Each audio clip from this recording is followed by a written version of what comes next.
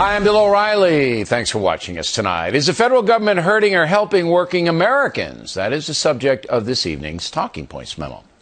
Even though there was some good economic news today, which Lou Dobbs will analyze shortly, the key indicator of economic strength in America, wages, remains flat.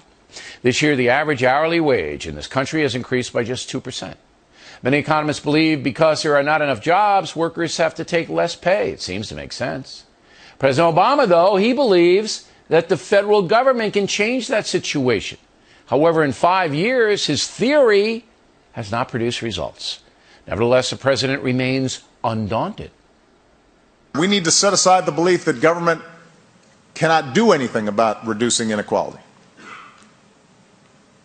It's true that government cannot prevent all the downsides of the technological change and global competition that are out there right now. But we've also seen how government action time and again can make an enormous difference in increasing opportunity and bolstering ladders into the middle class. An enormous difference? I haven't seen it. Have you? Maybe he's talking about FDR's New Deal or Social Security or something like that. But presently, big government and high taxation seem to be holding back the private sector in job creation. And the left seems to want it that way. Yesterday, the New York Times editorialized, quote, "The emphasis on cutting taxes and spending that began in the Reagan years is a direct result of economic insecurity now. It has led, for example, to education cuts that have harmed children in low-income school districts. Reversing those decisions can still have an enormous impact," unquote.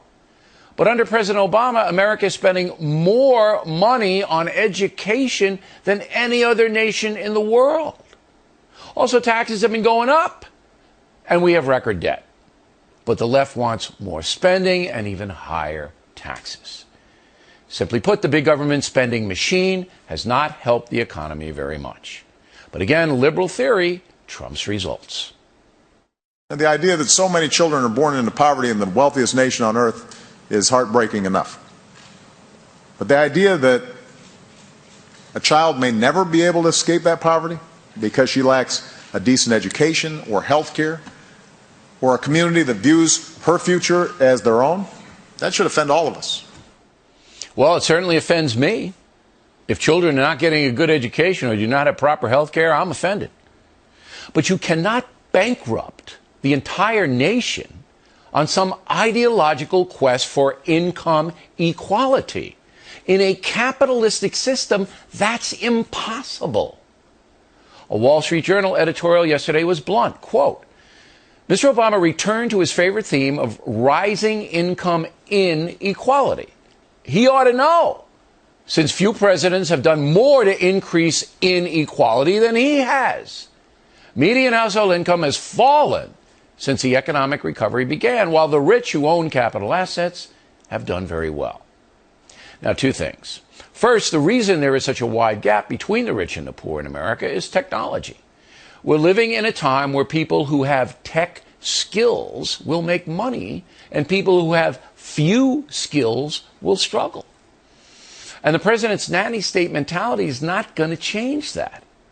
Second, American children must master skills in school.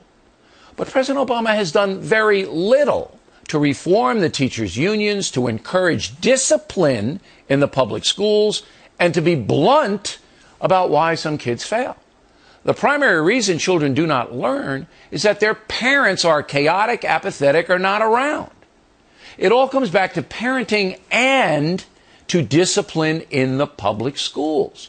Money doesn't have much to do with it. When I taught high school in Miami, private school, but a poor school, I had 45 kids in my class. No air conditioning. The school could barely afford chalk. Yet most of those kids learned and prospered. Why? Because they were forced to.